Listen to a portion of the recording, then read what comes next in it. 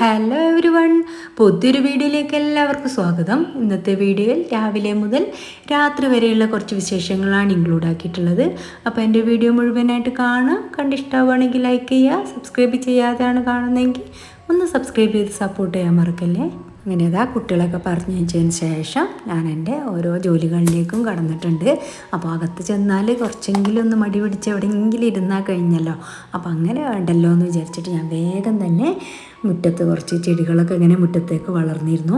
കുറേ ദിവസമായിട്ട് മഴ തന്നെയല്ലേ, അപ്പോൾ നല്ലൊരു വെയിലും വെളിച്ചമൊക്കെ ഉള്ളൊരു ദിവസം തന്നെയായിരുന്നു കേട്ടോ ഇത്. എനിക്ക് മുറ്റത്തേക്ക് ഇങ്ങനെ ചെടികൾ വളർന്നു കഴിഞ്ഞാൽ ഭയങ്കര അസ്വസ്ഥതയാണ് കേട്ടോ. അപ്പോൾ അതൊക്കെ ഇങ്ങനെ വെട്ടി വൃത്തിയാക്കിയിട്ട് ഇങ്ങനെ ലെവലാക്കി വെക്കും. അപ്പോൾ തന്നെയാണ് കേട്ടോ ചെടികളൊക്കെ ഇങ്ങനെ റെഡിയാക്കി വെക്കുമ്പോഴാണ് നമ്മളെ മുറ്റത്തിനായാലും നമ്മളെ സിറ്റ് ഔട്ടിനായാലും ഒക്കെ നല്ലൊരു ഭംഗി കിട്ടുക. അപ്പോൾ എപ്പോഴും ചെടികളൊക്കെ റെഡിയാക്കി വെക്കാൻ തന്നെ ശ്രദ്ധിക്കുക. നല്ല ഭംഗിയാണ് കേട്ടോ ചെടികളൊക്കെ ഇങ്ങനെ നല്ല രീതിയിൽ വെട്ടിക്കൊടുത്ത് അതിൻ്റേതായിട്ടുള്ള സ്ഥാനങ്ങളിലൊക്കെ വെച്ച് കൊടുക്കുകയാണെങ്കിൽ പിന്നെ നമ്മളെ മുറ്റടിയും സിറ്റ് ഔട്ട് തുടക്കലൊക്കെയാണ് ഇപ്പോൾ നടക്കുന്നത്. അപ്പോൾ നമ്മൾ ആ ഒരു മുറ്റത്തുള്ള കാര്യങ്ങളൊക്കെ ആ ഒരു വെയിലാവുമ്പോഴേക്കും തീർത്ത് കഴിഞ്ഞാൽ നമുക്ക് നല്ലൊരു സമാധാനത്തോടു കൂടി അകത്തത്തെ ജോലികളൊക്കെ ചെയ്യാൻ പറ്റും. നമ്മൾ രാവിലെ തന്നെ നമ്മളെ മുറ്റമൊക്കെ ഒന്ന് അടിച്ചു വാരി സിറ്റ് ഔട്ടൊക്കെ ഒന്ന് തുടച്ച് അവിടെ ചെരുപ്പുകളൊക്കെ ചെതറി കിടക്കുന്നുണ്ടെങ്കിൽ അതൊക്കെ ഒന്ന് ഒതുക്കി വെച്ച്, അല്ലെങ്കിൽ ഒന്നോ രണ്ടോ ചെരുപ്പുകൾ മാത്രം അവിടെ വെച്ചിട്ട് ബാക്കിയുള്ള ചെരുപ്പുകളൊക്കെ അവിടെ നിന്നൊന്ന് മാറ്റി വെച്ച് അങ്ങനെയൊക്കെ ചെയ്യുകയാണെങ്കിൽ നമ്മളെ വീടിനൊരു പ്രത്യേക ഐശ്വര്യം തന്നെ ആയിരിക്കും. നമ്മളെ വീടിൻ്റെ മുമ്പിൽ ആ ഒരു മാറ്റ് വിരിക്കുന്ന കാര്യം നമ്മൾ ഒരിക്കലും മറക്കരുത്. നല്ലതാണ് കേട്ടോ ആ ഒരു മാറ്റ് വിരിക്കുന്നത്. അങ്ങനെ നമ്മൾ പുറത്തുള്ള ജോലികളൊക്കെ കഴിഞ്ഞതിന് ശേഷം ബ്രേക്ക്ഫാസ്റ്റ് കഴിക്കുകയാണ്. ഇന്ന് ഉപ്പുമാവ്, പഴം വാട്ടിയത്, എഗ്ഗ് പുഴുങ്ങിയത് അങ്ങനെയൊക്കെയാണ് കേട്ടോ ഉണ്ടാക്കിയെടുത്തിട്ടുള്ളത്. അപ്പോൾ അതാ ഞാൻ പാത്രം കഴുകലൊക്കെ കഴിഞ്ഞ് ആ കൗണ്ടർ ടോപ്പൊക്കെ ഒന്ന് നന്നായിട്ട് തുടച്ചിടുകയാണ്. ഞാൻ കിച്ചൺ ടവലൊക്കെ എടുക്കുകയാണെങ്കിൽ ഇന്ന് രാവിലെ എടുത്തതാണെങ്കിൽ അത് അന്ന് വൈകുന്നേരം അല്ലെങ്കിൽ രാത്രി വരെ അങ്ങനെ യൂസ് ചെയ്യും കേട്ടോ. പിന്നെ അതിൻ്റെ ഉള്ളിലായിട്ട് നമ്മൾക്ക് പാല് അങ്ങനെയുള്ള കാര്യങ്ങളൊക്കെ തുടക്കാൻ വേണ്ടിയിട്ട് വേറൊരു ക്ലോത്താണ് യൂസ് ചെയ്യുക. അങ്ങനെ ആകുമ്പം ഒരു പ്രത്യേക സ്മെല്ല് കാര്യങ്ങളൊന്നും നമ്മൾ ആ ഒരു ഉപയോഗിക്കുന്ന ആ ഒരു കിച്ചൺ ടവലിൽ വരില്ല. പിന്നെ കൈ തുടക്കാൻ വേറെ ഒന്നെടുക്കും, ഉണങ്ങിയൊരു തുണി വേറെ അങ്ങനെ ജനലിൻ്റെ അവിടെ വെക്കും. അങ്ങനെയൊക്കെ ശ്രദ്ധിക്കുക കേട്ടോ. നമ്മൾ ആ ഒരു കിച്ചണിൽ നിൽക്കുന്ന സമയത്ത് ഞാൻ ആദ്യം നനഞ്ഞൊരു ക്ലോത്ത് വെച്ചിട്ട് കൗണ്ടർ ടോപ്പൊക്കെ നന്നായിട്ട് തുടച്ചെടുക്കും. പിന്നെ അത് ഒരു ഉണങ്ങിയ ക്ലോത്ത് വെച്ചിട്ടും നന്നായിട്ട് തുടച്ചെടുക്കും. അപ്പോൾ നല്ലൊരു വൃത്തിയായിരിക്കും കേട്ടോ നമ്മളെ കിച്ചൻ്റെ കൗണ്ടർ ടോപ്പിന്. പിന്നെ അതാ നമ്മൾ കയറി വരുന്ന സ്ഥലത്ത് ഇങ്ങനെ എപ്പോഴും വെക്കും കേട്ടോ കുട്ടിയുടെ ചെരുപ്പൊക്കെ കൊണ്ടുവന്നിട്ട്. അപ്പോൾ രാവിലെ തന്നെ ഞാൻ അതൊക്കെ ഒന്ന് എടുത്ത് മാറ്റി കഴുകാനുള്ളതാണെങ്കിൽ കഴുകി വെക്കും, തുടക്കാനുള്ളതാണെങ്കിൽ തുടച്ചിട്ട് നമ്മളെ ചെരുപ്പിൻ്റെ റാക്കിലേക്ക് വെച്ച് കൊടുക്കലാണ്. അല്ലാതെ ഒന്നും ഞാൻ ആ ഒരു ചെരുപ്പ് വെക്കുന്ന സ്റ്റാൻഡിൻ്റെ ഉള്ളിലേക്ക് ചെരുപ്പ് വെക്കാറില്ല. പിന്നെ അത് നമ്മളെ ടേബിളും കാര്യങ്ങളൊക്കെ ഒന്നൊരു തുണി വെച്ചിട്ട് നന്നായിട്ട് തുടച്ചെടുക്കുകയാണ്. എന്നാൽ പിന്നെ ആ ഒരു പൊടി ഇരിക്കുന്നതൊന്നും ഉണ്ടാവില്ല. എന്നും ഇങ്ങനെ തുടക്കുകയാണെങ്കിൽ നല്ലതാണ്. പെട്ടെന്ന് ആര് കയറി വന്നാലും നല്ലൊരു അന്തരീക്ഷം തന്നെ ആയിരിക്കും കേട്ടോ. നമ്മളെ വീടിൻ്റെ ഉള്ളിലായാലും നമ്മളെ പുറത്തായാലും ഒക്കെ നമ്മൾ ക്ലീൻ ചെയ്യുന്നതിനനുസരിച്ചാണ് നമ്മളെ വീടിൻ്റെ വൃത്തി ഇരിക്കുന്നത്. എനിക്ക് വീട്ടുജോലികളിൽ ഏറ്റവും ഇഷ്ടമുള്ള കാര്യമാണ് ക്ലീനിങ് എന്ന് പറയുന്നത്. അത് ഞാൻ പെർഫെക്റ്റ് ആയിട്ട് തന്നെ ചെയ്യാൻ ശ്രമിക്കാറുമുണ്ട്. എനിക്ക് ഭയങ്കര ഇഷ്ടമാണ് കേട്ടോ ഇങ്ങനെ ക്ലീൻ ചെയ്ത് കഴിഞ്ഞിട്ട് ഇങ്ങനെ അവിടെ വന്ന് നോക്കി നിൽക്കാനും എല്ലാ സ്ഥലങ്ങളും കാണാനും ഒക്കെ ഭയങ്കര ഇഷ്ടമാണ്. അതുകൊണ്ട് തന്നെ നല്ല ക്ലീൻ ആക്കിയിട്ട് ഞാൻ കുറേ സമയം ഇങ്ങനെ വന്ന് നോക്കും, അവിടെ ഇരിക്കും, അങ്ങനെയൊക്കെയാണ്. അപ്പോൾ പിന്നെ നമുക്ക് ഒരു ജോലി ചെയ്യാതെ അവിടെ ഇങ്ങനെ ഇരിക്കുമ്പോൾ ഭയങ്കര ഒരു അസ്വസ്ഥതയാണ്. അപ്പോൾ എന്തെങ്കിലും ഒരു ജോലി ഉണ്ടെങ്കിൽ അത് തീർത്തിട്ട് നമ്മൾ ഇരിക്കുകയാണെങ്കിൽ നമുക്ക് നല്ലൊരു സന്തോഷത്തോടെ സമാധാനത്തോടെ ആശ്വാസത്തോടെയൊക്കെ നമുക്കിഷ്ടമുള്ള കാര്യങ്ങളൊക്കെ ചെയ്യാൻ പറ്റും. നമുക്ക് ഇനിയിപ്പം തയ്ക്കാൻ ഇഷ്ടമാണെങ്കിൽ തയ്യൽ, പിന്നെ എന്തെങ്കിലും വരക്കാൻ ഇഷ്ടമാണെങ്കിൽ, എഴുതാൻ ഇഷ്ടമാണെങ്കിൽ, വായിക്കാൻ ഇഷ്ടമാണെങ്കിൽ അങ്ങനെയുള്ള എല്ലാ ആക്ടിവിറ്റീസുകളും നമുക്ക് ചെയ്യാൻ പറ്റും. ഇല്ലാന്നുണ്ടെങ്കിൽ നമുക്ക് ഒരു ജോലീൻ്റെ ഇടയിൽ കൂടെ ആ ഒരു അങ്ങനെ ഓരോന്ന് ചെയ്യാൻ ശ്രമിക്കുകയാണെങ്കിൽ നമ്മളെ ജോലികളൊക്കെ അവിടെ കിടക്കുകയും ചെയ്യും. ആ ചെയ്യുന്ന കാര്യത്തിൽ നമുക്ക് കോൺസെൻട്രേറ്റ് ചെയ്യാൻ പറ്റിയില്ല. അങ്ങനെയാണ്. അന്നത്തെ ദിവസം ഞാൻ ഫുള്ളും താഴത്തെ പണികളൊക്കെ തീർക്കാമെന്ന് വിചാരിച്ച്.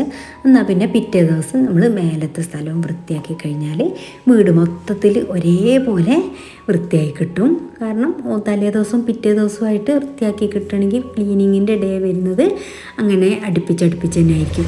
അപ്പോൾ നല്ലതാണ്. അപ്പോൾ മൊത്തത്തിൽ ഒരേപോലെ വൃത്തിയാക്കി കിട്ടുകയും ചെയ്യും. പിന്നെ വൈകുന്നേരം കുട്ടികളൊക്കെ വന്നതിന് ശേഷം ഞങ്ങളൊന്ന് ടൗണിലേക്ക് പോയി.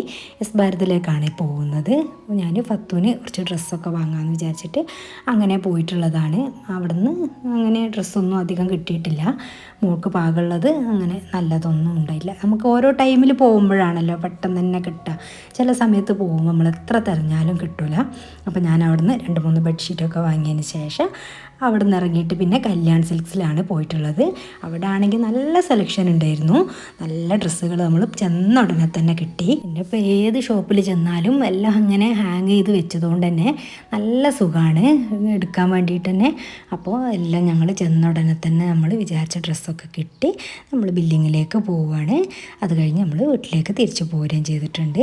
പിന്നെ അതാ വീട്ടിലെത്തി നമ്മൾ നിസ്കാരവും കാര്യങ്ങളൊക്കെ കഴിഞ്ഞതിന് ശേഷം ഞാൻ കിച്ചണിലേക്ക് പോവുകയാണ്. കുറച്ച് നെയ്പ്പത്തിരി ഉണ്ടാക്കാമെന്ന് വിചാരിച്ചിട്ട് അതിനുള്ള വെള്ളമൊക്കെ അടുപ്പത്തേക്ക് വെച്ച് കൊടുക്കുകയാണ്. ഞാൻ അജ്മി പുട്ടുപൊടി കൊണ്ടാണ് നെയ്പ്പത്തിരി ഉണ്ടാക്കുന്നത്. എന്നാലും നല്ലതാണ്, നമുക്ക് തീരെ എണ്ണ കുടിക്കാത്ത നല്ല നെയ്പ്പത്തിരി തന്നെ ആയി കിട്ടും. അപ്പോൾ ഞാൻ അതിനുള്ള വെള്ളം വെച്ച് കൊടുത്തിട്ടുണ്ട്. ഒരു 2 കപ്പ് പൊടിയാണ് നമ്മൾ എടുക്കുന്നതെങ്കിൽ 3 കപ്പ് വെള്ളം ഒഴിച്ച് കൊടുക്കണം. പൊടിക്ക് വെള്ളം വെക്കുന്ന സമയത്ത് അത്രയും കൂടുതലായിട്ട് തന്നെ വെച്ച് കൊടുക്കണം. പിന്നെ അതിലേക്ക് ഞാൻ ഉപ്പാണ് ഇട്ട് കൊടുത്തിട്ടുള്ളത് പാകത്തിനുള്ള. പിന്നെ നമുക്ക് ആവശ്യമുള്ളത് ഒരു തേങ്ങൻ്റെ പകുതിയോളം ഒന്ന് ക്രഷാക്കി എടുക്കാനുണ്ട്. തേങ്ങ പിന്നെ ചിരകുന്ന പരിപാടിയൊന്നുമില്ല കേട്ടോ. ഒക്കെ ഇങ്ങനെ പൂളിയിട്ടിട്ട് അങ്ങനെയാണ് കേട്ടോ ചില കാര്യങ്ങൾക്കൊക്കെ ഞാൻ ചെയ്യുക. എന്നാലും ഞാൻ പുട്ടുണ്ടാക്കുക, ചമ്മന്തി ഉണ്ടാക്കുക അങ്ങനെയുള്ള ടൈമിലൊക്കെ എന്തായാലും ചിരകിയെടുക്കലുണ്ട്. ചില സാധനങ്ങൾക്ക് നമുക്ക് ചിരകി തന്നെ എടുക്കണമല്ലോ, അതിന് വേണ്ടിയിട്ട് അങ്ങനെയാണ് കേട്ടോ ചെയ്യുക. ഞാൻ മിക്സിയിലെ ചെറിയ ജാർ എടുത്തിട്ടുണ്ട്. അതിലേക്കൊരു 8 ചെറുള്ളിയോളം എടുത്തിട്ടുണ്ട്. അതിട്ട് കൊടുക്കുക. കുറച്ച് കൂടിയാലും കുഴപ്പമൊന്നുമില്ല കേട്ടോ. ചെറുള്ളിയൊക്കെ നല്ല ടേസ്റ്റ് വരുന്നതാണ്. അപ്പോൾ നമ്മളെ ഒരു മുറി തേങ്ങ ഇങ്ങനെ പൂളി എടുത്തിട്ടുള്ളതാണിത്. അപ്പോൾ കുറച്ച് കൂടുതൽ തേങ്ങ ആയാലും ടേസ്റ്റ് കൂടുകയെന്നല്ലാതെ കുറയൊന്നുമില്ല. അപ്പോൾ ഞാൻ ഒരു മുറി ഫുൾ തന്നെ എടുത്തിട്ടുണ്ട്. പിന്നെ അതിലേക്ക് ചെറിയ ജീരകമാണ് 1.5 ടീസ്പൂണോളം ഇട്ട് കൊടുക്കുന്നത്. പിന്നെ അതിലേക്ക് ഞാൻ 1.5 ടീസ്പൂൺ തന്നെ വലിയ ജീരകവും ഇട്ട് കൊടുക്കുന്നുണ്ട്. അപ്പോൾ ഇത് നന്നായിട്ടൊന്ന് ക്രഷ് ചെയ്തെടുക്കണം. അപ്പോൾ നന്നായിട്ട് ഇങ്ങനെ അരഞ്ഞു പോകുന്ന ആ ഒരു രീതിക്ക് ആവരുത്. ഈ ഒരു ജീരകങ്ങളൊക്കെ അതിലിങ്ങനെ കാണുകയും വേണം. അങ്ങനെയുള്ള ആ ഒരു രീതിയിലൊന്നിങ്ങനെ ക്രഷ് ചെയ്തെടുത്തിട്ടുണ്ട്. അപ്പോൾ ഇതും കൂടി നമ്മൾ ആ ഒരു വെള്ളത്തിലേക്ക് ഇട്ട് കൊടുക്കുക.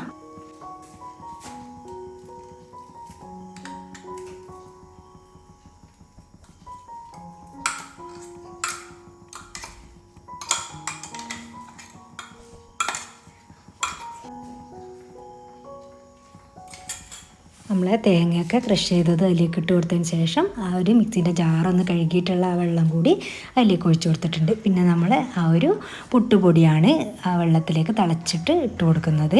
നമ്മൾ കുറച്ചായിട്ട് വേണം ഇട്ട് കൊടുക്കാൻ വേണ്ടിയിട്ട്. പിന്നെ അതൊന്ന് ഇളക്കി ഇങ്ങനെ പെട്ടെന്ന് ഒന്നായിട്ടിട്ടാൽ അത് കട്ട പിടിക്കാൻ സാധ്യത ഉണ്ട്. അതുകൊണ്ടാണ് നമ്മൾ ഫ്ലെയിമൊക്കെ കുറച്ചിട്ട് ഇങ്ങനെ പതുക്കെ ഇട്ട് കൊടുക്കുക. കുറേശ്ശായിട്ട് ഇട്ട് കൊടുത്തിട്ട് ഇളക്കിക്കൊണ്ടേയിരിക്കുക. അപ്പോൾ നല്ല സോഫ്റ്റായിട്ടുള്ള നമ്മളെ മാവ് റെഡിയായി കിട്ടും. എന്നിട്ട് ഒന്നിങ്ങനെ നമ്മൾ അടുപ്പിലിട്ടിട്ടൊന്നിങ്ങനെ കുറുക്കിയെടുക്കുമല്ലോ, വാട്ടിയെടുക്കുമല്ലോ, അതുപോലെ ചെയ്തതിന് ശേഷമാണ് പിന്നെ നമ്മൾ ഫ്ലെയിമൊക്കെ ഓഫാക്കിയിട്ട് എടുക്കേണ്ടത്. ഇതിങ്ങനെ നന്നായിട്ട് ഇളക്കി യോജിപ്പിച്ചതിന് ശേഷം ഇറക്കി വെക്കുക. നല്ല അടിപൊളി ആയിട്ട് കിട്ടിയിട്ടുണ്ട്. പിന്നെ നമുക്ക് കുറച്ച് ലൂസൊക്കെ തോന്നുകയാണെങ്കിൽ ഒരിത്തിരി മൈദയൊക്കെ ഇട്ടിട്ട് വേണം ടൈറ്റാക്കി എടുക്കാൻ വേണ്ടിയിട്ട്. നമ്മൾ അരിപ്പൊടി തന്നെ ഇട്ടിട്ട് ടൈറ്റാക്കി എടുക്കാൻ പാടില്ല. ഭയങ്കരമായിട്ട് ലൂസ് തോന്നുന്നുണ്ട് എന്നുണ്ടെങ്കിൽ മാത്രം കുറച്ച് മൈദ യൂസ് ചെയ്യാൻ പറ്റുന്നതാണ്. അപ്പോൾ നമ്മളെ മാവൊക്കെ നല്ല ചൂടാണല്ലോ. അപ്പോൾ നല്ലോണം കഴുകി തുടച്ച് വൃത്തിയാക്കിയിട്ടുള്ള നമ്മളെ കൗണ്ടർ ടോപ്പിലേക്ക് ഇട്ട് കൊടുത്തിട്ടാണ് പിന്നെ ഞാൻ അതൊക്കെ നന്നായിട്ട് കുഴച്ചെടുക്കുന്നത്. അപ്പോഴാണ് കേട്ടോ നല്ലോണം മിക്സായി കിട്ടുക എന്നാണ് തോന്നുന്നത്. നമ്മൾ ഈ പാത്രത്തിലിട്ടിട്ട് ഇങ്ങനെ കുഴക്കുന്ന സമയത്ത് അത്രയ്ക്ക് അങ്ങോട്ട് പിന്നെ കുഴച്ചൽ വരുമോ എന്ന് തോന്നും. പക്ഷേ ഇങ്ങനെ കുഴക്കുന്ന സമയത്ത് നല്ലതായിട്ടാണ് തോന്നുക കേട്ടോ. അപ്പോൾ പെട്ടെന്ന് തന്നെ ചൂടാറിയും കിട്ടും, നമുക്ക് പെട്ടെന്ന് കുഴച്ചെടുക്കാനും പറ്റും. അപ്പോൾ കുറച്ച് വെള്ളമൊക്കെ കൂട്ടിയിട്ട് അങ്ങനെ ഞാൻ കുഴച്ചെടുക്കുകയാണ്. പിന്നെ നമുക്കിത് കുറച്ച് വലിപ്പത്തിലുള്ള ഓരോ ബോളുകളാക്കി തന്നെ എടുക്കണം. പറ്റ ചെറുതാവരുത്. നമ്മൾ പത്തിരിക്കൊക്കെ കുറച്ച് ചെറിയ ബോളുകളല്ലേ എടുക്കുക, അതിനേക്കാളിൽ കുറച്ച് വലിപ്പത്തിലുള്ള ബോളുകൾ തന്നെ ആവണം. എന്നിട്ട് നന്നായിട്ടൊന്ന് ഉരുട്ടിയിട്ട് പരത്തുന്ന രീതിയും കൂടി ഞാൻ കാണിച്ചു തരാം. ഞാനെങ്ങനെയാണ് ചെയ്യുന്നതെന്ന് വെച്ചാൽ ഓരോ ബോളുകളാക്കിയിട്ട് അങ്ങനെ എല്ലാ ബോളുകളും ആക്കി എൻ്റെ കൈയൊക്കെ ഒന്ന് കഴുകിയതിന് ശേഷമാണ് പിന്നെ ഞാൻ അതിങ്ങനെ പരത്തിയെടുക്കാൻ നിൽക്കുള്ളൂ. എനിക്കിങ്ങനെ കൈ ഇങ്ങനെ ഒട്ടുന്നതൊന്നും ഇഷ്ടമല്ല. അപ്പോൾ ഓരോന്നെടുക്കുക, പരത്തുക, ചുടുക അങ്ങനെയുള്ളത് എനിക്കിഷ്ടമല്ല. ഞാൻ ഓരോന്നും എടുത്ത് ബോളുകളാക്കിയതിന് ശേഷം എൻ്റെ കൈയൊക്കെ ഒന്ന് വൃത്തിയാക്കി എടുത്തിട്ടുള്ള സാധനങ്ങളൊക്കെ ഒന്ന് കഴുകി വെച്ചതിന് ശേഷമാണ് പിന്നെ ഞാൻ ഓരോന്നോരോന്നായിട്ട് പരത്തിയിട്ട് എണ്ണയൊക്കെ ഇടുന്നത്. നമ്മൾ കൗണ്ടർ ടോപ്പിലിട്ടിട്ടാണ് മാവൊക്കെ കുഴച്ചെടുക്കുന്നത് എന്നുണ്ടെങ്കിൽ അത് കഴിഞ്ഞ ഉടനെ തന്നെ ആ ഒരു ഭാഗമൊക്കെ ക്ലീനാക്കി എടുക്കുക. ഇല്ലാന്നുണ്ടെങ്കിൽ കുറച്ച് കഴിയുമ്പോൾ അതൊക്കെ അങ്ങനെ ഉണങ്ങി പിടിച്ചിട്ട് ഭയങ്കര ബുദ്ധിമുട്ടായിരിക്കും കേട്ടോ പിന്നെ അത് നന്നാക്കി എടുക്കാൻ വേണ്ടിയിട്ട്.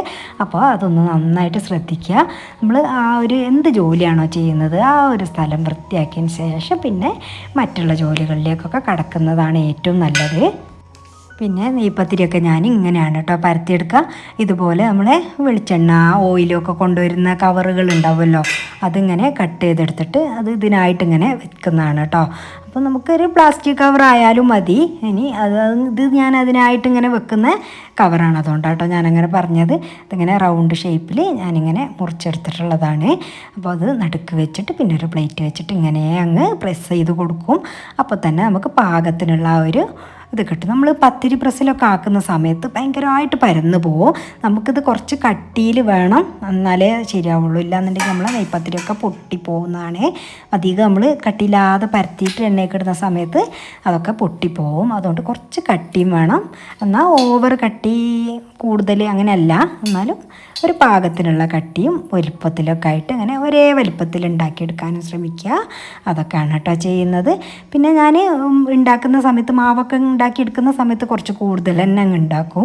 എന്നിട്ട് ബാക്കിയുള്ള ബോളുകൾ ഫ്രിഡ്ജിലേക്ക് വെച്ച് കൊടുത്തിട്ട് പിന്നെ ആവശ്യത്തിനനുസരിച്ച് അങ്ങനെ ഉണ്ടാക്കിയെടുക്കലുണ്ട്. 2-3 ദിവസത്തിനൊന്നും നമുക്ക് ഫ്രിഡ്ജിൽ വെച്ചാൽ ഒന്നും ആവില്ല. ഫ്രീസറിൽ വെച്ച് കഴിഞ്ഞാൽ പിന്നെയും കുറച്ചും കൂടിയൊക്കെ നമുക്ക് ഉപയോഗിക്കാം. ഞാൻ 2-3 ദിവസത്തിന് അങ്ങനെയൊക്കെ വെച്ചേക്കലുള്ളൂ. വേഗം തന്നെ എടുത്തിട്ട് ഉണ്ടാക്കലുണ്ട്. അപ്പോൾ ഞാൻ കുറച്ച് ബോളാക്കിയത് ബാക്കിയുണ്ടല്ലോ, അത് കുറച്ച് കൂടുതലായിട്ട് തന്നെ ഉണ്ടാക്കിയിട്ടുള്ളതാണ്. എന്നാൽ പിന്നെ ബ്രേക്ക്ഫാസ്റ്റിന് നമുക്ക് വേറെ ഒന്നും ആക്കി എടുക്കേണ്ടതില്ലല്ലോ. അപ്പോൾ ഇതൊക്കെ ഒന്ന് ബോക്സിലാക്കി വെച്ചാൽ രാവിലെ ഇതെടുത്തിട്ട് വേഗം തന്നെ നമുക്ക് നെയ്പത്തിരി ഉണ്ടാക്കാൻ പറ്റും. അപ്പോൾ ഇങ്ങനെയാണ് കേട്ടോ ചെയ്യൽ. ഞാൻ ഏത് കാര്യങ്ങളായാലും നമ്മൾ രാത്രി ഉണ്ടാക്കുന്നതിൽ കുറച്ച് കൂടുതൽ ഉണ്ടാക്കാറുണ്ട്. ചില സംഭവങ്ങൾ നമ്മളിപ്പോൾ നെയ്ച്ചോറ് വെക്കുകയാണ്, ഇനിയിപ്പോൾ ബിരിയാണി വെക്കുകയാണെന്നുണ്ടെങ്കിലൊക്കെ ഞാൻ പിറ്റേ ദിവസം ഉച്ചക്ക് കൂടി കണക്കാക്കിയിട്ട് കുറച്ച് കൂടുതലായിട്ട് തന്നെയാണ് കേട്ടോ വെക്കുക. എന്നാൽ പിന്നെ പിറ്റേ ദിവസം നമുക്ക് പിന്നെയും മെനക്കെട്ട് ഇങ്ങനെ കിച്ചണിൽ കൂടേണ്ട ആവശ്യമില്ലല്ലോ, അതിന് വേണ്ടിയിട്ടാണ്. അപ്പോൾ ഇതാ ഞാൻ എണ്ണച്ചട്ടിയൊക്കെ അടുപ്പത്തേക്ക് വെച്ച് കൊടുത്തിട്ടുണ്ട്. പിന്നെ അതിലേക്ക് ഇതാ നമ്മൾ പാകത്തിനുള്ള ഓയിൽ ഒഴിച്ചു കൊടുക്കുക. ഓയിലൊക്കെ നന്നായിട്ട് ചൂടായിട്ട് വേണം കേട്ടോ നമ്മൾ ഓരോ പത്തിരി അതിലേക്ക് ഇട്ട് കൊടുക്കാൻ വേണ്ടിയിട്ട്. അല്ലെങ്കിൽ പിന്നെ എണ്ണ കുടിച്ച് ഭയങ്കരമായിട്ട് ഹാർഡായി മാറും കേട്ടോ നമ്മളെ പത്തിരിയൊക്കെ. അപ്പോൾ നല്ല ചൂടായിട്ട് നമ്മൾ ഇട്ട് കൊടുക്കുകയാണെങ്കിൽ പെട്ടെന്ന് തന്നെ നമുക്ക് ഓരോ പത്തിരിയും ആക്കിയെടുക്കാൻ പറ്റും. അപ്പോൾ ഇതാ നമുക്ക് നല്ലൊരു കളറായി കിട്ടണം. നമ്മളെ പത്തിരി ഓരോന്നും ഒരു ഗോൾഡൻ കളറിലാണ് ഉണ്ടാവുക. ആ ഒരു കളറാവുന്നത് വരെ തന്നെ തിരിച്ചു മറിച്ചൊക്കെ ഇട്ട് കൊടുക്കണം. ഒരു ഭാഗം ആയതിനു ശേഷം മറ്റേ ഭാഗം ആക്കി കൊടുത്താൽ മതി. ഇല്ലാന്നുണ്ടെങ്കിൽ അങ്ങോട്ടും ഇങ്ങോട്ടും തിരിച്ചിടുമ്പോൾ ചിലപ്പം പത്തിരി പൊട്ടിപ്പോകാൻ സാധ്യതയുണ്ട്. നല്ല പുറത്ത് നല്ല ക്രിസ്പി ആയിരിക്കും, ഉള്ളിൽ നല്ല സോഫ്റ്റ് ആയിട്ടുള്ള അടിപൊളി പത്തിരി തന്നെയാണ്. അപ്പോൾ എല്ലാവരും ട്രൈ ചെയ്ത് നോക്കണം. അങ്ങനെ ഓരോ പത്തിരി ഞാൻ ചുട്ടെടുക്കുകയാണ് കേട്ടോ. അപ്പോൾ ഇത് ചൂടോടെ കഴിക്കാൻ തന്നെയാണ് ഇതിൻ്റെ ഒരു ടേസ്റ്റ് ഉണ്ടാവുക. എനിക്കിത് ഭയങ്കര ഫേവറേറ്റാണ് കേട്ടോ. ഈ ഒരു പത്തിരി ഇവിടെ കുട്ടിയൊക്കെയായാലും ആർക്കും ഒരു പരാതിയില്ലാത്തൊരു സംഭവം തന്നെയാണ്. അപ്പോൾ അതങ്ങനെ ജീരകങ്ങളൊക്കെ മേലെ കണ്ട് നല്ല ക്രിസ്പി ആയിട്ട് തന്നെ ഇരിക്കുന്നുണ്ട് കേട്ടോ. അപ്പോൾ അത് നമ്മൾ ബീഫ് കറി ഇവിടെ റെഡിയാക്കി വെച്ചിരുന്നു. ഞാൻ ഉച്ചക്ക് ഉണ്ടാക്കിയതാണ്. അപ്പോൾ അത് ഞാൻ കുറച്ച് വെച്ചത് അതങ്ങനെ ഫ്രിഡ്ജിലേക്ക് വെച്ച് കൊടുത്തിട്ടുണ്ടായിരുന്നു. അതെടുത്തിട്ട് ചൂടാക്കി അങ്ങനെ ഞാനിതാ ബീഫൊക്കെ കൂട്ടിയിട്ട് ഞങ്ങളെല്ലാവരും കൂടി എന്നിട്ട് ഫുഡൊക്കെ കഴിക്കുകയാണ്. പിന്നെ ഫുഡൊക്കെ കഴിച്ച് കഴിഞ്ഞ് പാത്രമൊക്കെ കഴുകി നമ്മൾ കിടക്കാനും നിൽക്കുകയാണ്. നമ്മൾ കിച്ചണൊക്കെ ക്ലീൻ ആക്കിയിട്ടിട്ട് വേണം കേട്ടോ കിടക്കാൻ പോകാൻ വേണ്ടിയിട്ട്. പാത്രങ്ങളൊക്കെ അവിടെ ഇട്ടിട്ട് ഇങ്ങനെ അലങ്കോലായിട്ട് നമ്മൾ ഇട്ടിട്ട് പോയി രാവിലെ എഴുന്നേറ്റ് വരുന്ന സമയത്ത് ഭയങ്കര ഒരു എന്താ പറയുക ഒരു നെഗറ്റീവ് എനർജി തരുന്ന ഒരു സംഭവം തന്നെയാണ്. പാത്രങ്ങളൊക്കെ ഇങ്ങനെ നിരത്തി പരത്തിയിടാതെ നല്ലോണം കഴുകി വെച്ച് കിടക്കുകയാണെങ്കിൽ കൂറ പാറ്റ അങ്ങനെയുള്ള ശല്യങ്ങളൊക്കെ നമുക്ക് ഒരു പരിധി വരെ ഒഴിവാക്കാനും കഴിയും. അപ്പോൾ ഇന്നത്തെ വിശേഷങ്ങൾ ഇത്രയൊക്കെയാണ്. എൻ്റെ വീഡിയോ കണ്ട് ഇഷ്ടമായിട്ടുണ്ടെങ്കിൽ ലൈക്ക് ചെയ്യുക. സബ്സ്ക്രൈബ് ചെയ്യാതെയാണ് കണ്ടതെങ്കിൽ ഒന്ന് സബ്സ്ക്രൈബ് ചെയ്ത് സപ്പോർട്ട് ചെയ്യാൻ മറക്കല്ലേ. നിങ്ങളുടെ വാല്യബിളായിട്ടുള്ള കമൻറ്റുകൾ എന്ത് തന്നെയായാലും ഒരു സ്മൈലി ആയിട്ടെങ്കിലും കമൻറ്റ് ബോക്സിൽ അറിയിക്കുക. നിങ്ങളുടെ ഫ്രണ്ട്സൊക്കെ ഒന്ന് ഷെയർ ചെയ്ത് കൊടുക്കുക. Thanks for watching. ബൈ.